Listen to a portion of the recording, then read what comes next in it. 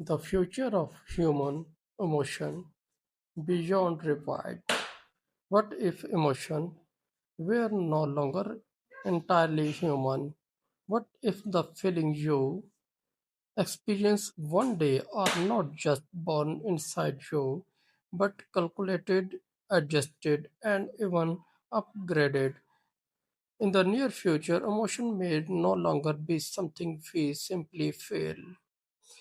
It may become something we design, and the question is no longer whether technology will change our world, but whether it will change us.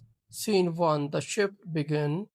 It started quietly, not with robots taking over cities or machines replacing humans in dramatic ways, but with something far more subtle, a wearable device that could track mood, and AI assistant that could predict emotional breakdowns before they happened.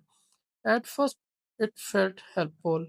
People slept better, and anxiety reduced, depression became easier to manage. But then something changed. The system did not just observe emotion anymore. It began to intermix. Its sadness lasted too long, it softened it. If anger rose too high, it cooled it. If love became unstable, it stabilized it. Humans were still feeling, but no longer entirely freely. Seen to emotional engineering. By 2045, emotional regulation technology became as common as smartphones once were. They called it neuro harmony system. A neural interface gently embedded near the brain's emotional processing centers. It did not control thoughts, it controlled intensity. People could now choose how strongly they wanted to feel things. Arguments no longer escalated, breakups no longer destroyed people. Grief became manageable, life became smoother, but something important began to fade. The raw edge of being human, because emotions were never just about comfort, they were about depth, and depth often comes with pain. Scene 3. The emotional divide. Society slowly split into two groups: those who upgraded their emotions and those who refused. The enhanced life called productive lives.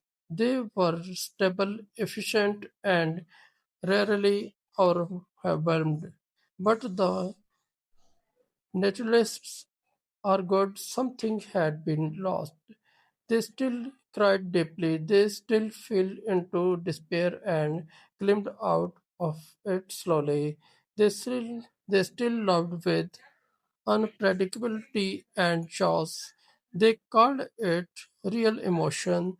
The enhanced called it instability. And so a silent war began, not of weapons, but of philosophy. But what does it mean to feel truly humans? Scene 4. The unaccepted side effect.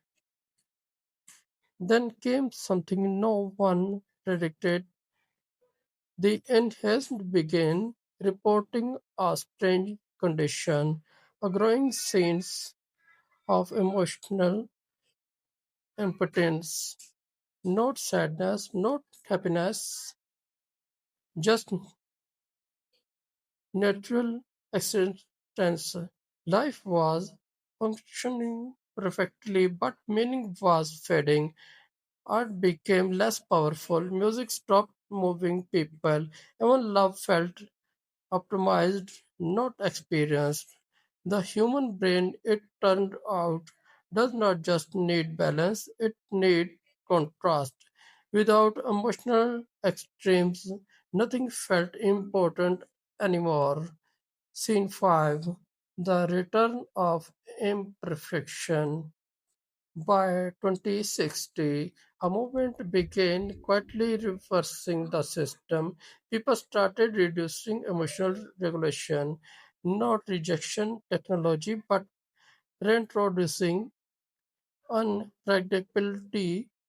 They called it controlled chaos protocols, allowing themselves to feel deeper sadness, stronger joy, unfiltered anger, real grief, real love, and something unaccepted happened. Life became harder again, but also richer because emotion was never meant to be efficient. It was meant to be meaningful. In the end, the future of human emotion is not about whether we can control how we feel, but whether we should, because every time we soften pain, we also soften passion. Every time we remove sadness, we also dilute joy. And maybe the essence of being human was never about emotion perfection, but emotion truth, unstable, unpredictable, and beautifully real. The question is no longer what emotion we will have in the future, but whether we will still recognize them when they arrive. Because the future is not just rewiring technology, it is rewiring us. And the final answer may depend on one simple choice. Do we want to feel better or do we want to feel more human? And thank you.